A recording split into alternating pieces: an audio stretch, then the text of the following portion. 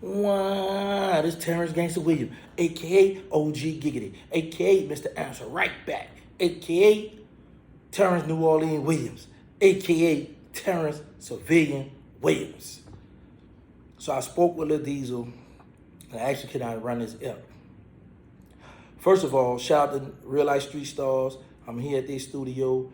We about to go feed the homeless downtown Dallas. But I was like, while I'm here waiting on them to come, I may as well get me some money. I'm on the clock. So I'm everywhere I go, I got to grind. So anyway, at the time when Lil Diesel and myself and Mosquito us was beefing, we was at war with one another. One day I was in the Calio project. And I was standing up talking to T-Dub and a few other guys out the Calio. This is the time me and the Calio was tight. We was cool at this time. So Lil Diesel had somebody he was related to or something lived in the Calio, and then he had a female that lived in the Calio as well. In fact, the same female that I was messing with first. So she wound up having a baby by him. But I remember standing on E-Rattle, and it was like, one of the dudes that was standing was like, man, be careful, man, they be in that, it was a blue or brown four-door big raggedy car they be in, make all that car, make that noise when you step on the gas, they be in that, and then I heard this be in the cab. Yeah, because when I talked with Lil Diesel, I said, yeah, boy, I knew about that cab. He looked like he was surprised that I knew about the cab. So, I actually would it be all right if I talk about this, because what I'm about to talk about is something real serious, and it shows like the difference what we did back in the days versus now. Because I had a female that I was messing with that lived uptown, and Diesel had a female that lived uptown not too far from the girl I was messing with. So one night, I'm on my way to the female that I'm messing with, and I see a cab. I see somebody in the back seat. And as I'm driving, I spot Diesel in the back seat. I said, well, I got that boy now. So I followed the cab to this house. It was a female that came to the door, and she had a baby in her hand. So Diesel jumped out the cab, he had the Mac 11 in his hand. Cause like whenever we went places back then to a girl house, or where we gonna jump out with that thing in our hands, so if anything, we gonna get to working right there. We ain't got time to be having that thing concealed, clutching. I got it out, so if you pull up, we gonna work. That's how he jumped out. So I was like, I ain't got time for no gun battle, but I know where he at. So I pull off. This same female who I'm talking about was messing around with Mosquito. It was Mosquito LeBoo. Okay, this is in 1994 what I'm talking about. So what happened, Joker?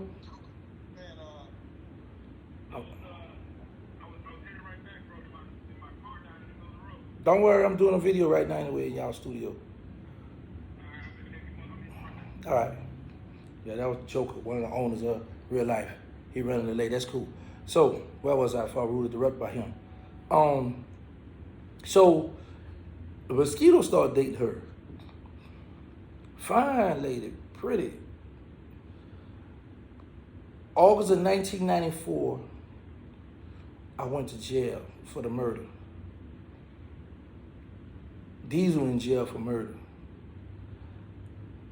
Mosquito, I don't know, it was 94.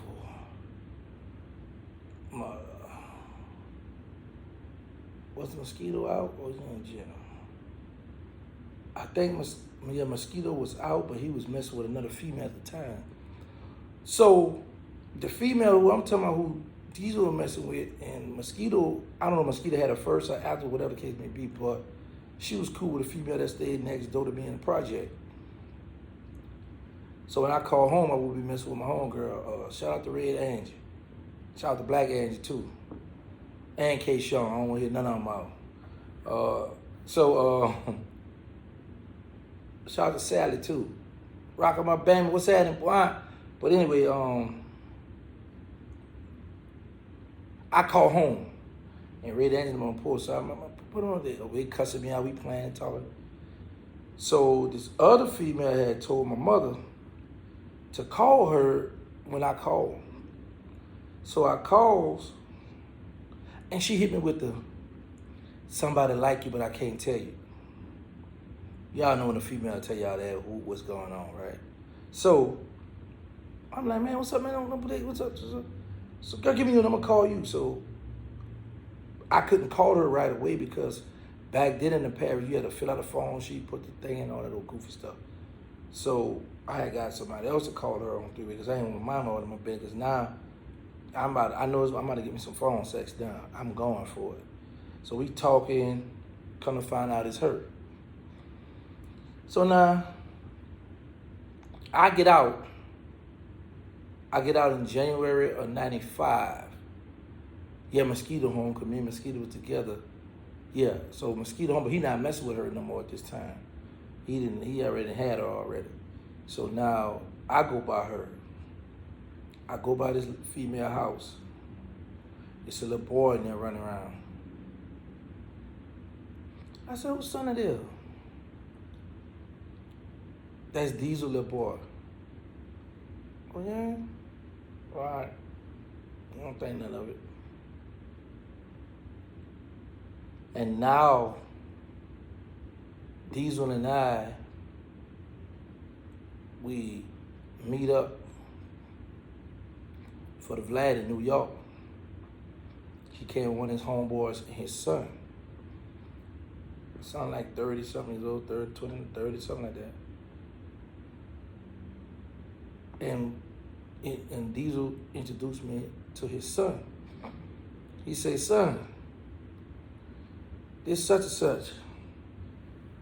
You know your mama. So the little boy, he looked at her, he said, man, I almost want to know. I said, yeah, you don't want to know. So the crazy thing about it is that, you know, when you beefing, you got some people that'll do dirty stuff to a little boy in the house, this and that. And I wasn't. I'm not gonna say we, I'm gonna speak for myself. I wasn't on that type of time, try to mess with somebody's child or do something because, look, I wound up going to the Fed and leaving a lot of my babies out. So I was just thinking as I'm looking at this young man, I'm like, wow. I remember you was a little baby running around in the house and Pampers at that. And me and your father was at war. And your father hadn't stabbed us, your uncle hadn't stabbed me, and he got away with it. I'm looking at him as a grown man. I'm like, man, that goes to show you how our thinking was different from today's thinking, you know. And that little Diesel was real sneaky. Them boy had a cab. And crazy part about it, he wound up calling the person who drove the cab. He said, man, me and Gangster told he brought up the cab. He said, but we ain't say your name or nothing, but we brought up about the cab, yada, yada, yada. He was like, yeah, man, you knew about that cab? Well, yeah, I knew about it. Listen, let me just say this to y'all. I haven't just started becoming a people's champ on YouTube. I was a people's champ in the hoods too. They used to love me. Not everybody, but I had a great, it's like how the internet got a little hate, but overwhelming love. That's how it was. Black and Mo talking that, always show love to your hood. And I was just thinking how clever them guys were back in the day, riding around in the cab. Because back then we had Morrison cab, Yellow cab, and for y'all who from New Orleans, y'all know all them other cabs, chime in and, you know, text in my comments, say what cabs I might have, because I know there's a few of them I missed. But anyway, and now I'm just happy to still be here. I'm happy he out now. And hopefully he shares some story with you guys. So y'all know my motto. Let's say no to drugs. Let's stop the violence. Put the guns down. Make sure y'all get tested for HIV and AIDS because y'all need to know y'all status. We got the nonprofit. They need us. The integrated need us. Third War. The movie. Them boys at war. The reality show. Surviving Without Birdman.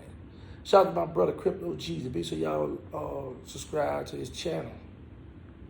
Shout out to Diesel out the Milk. He got his own YouTube channel. Check him out.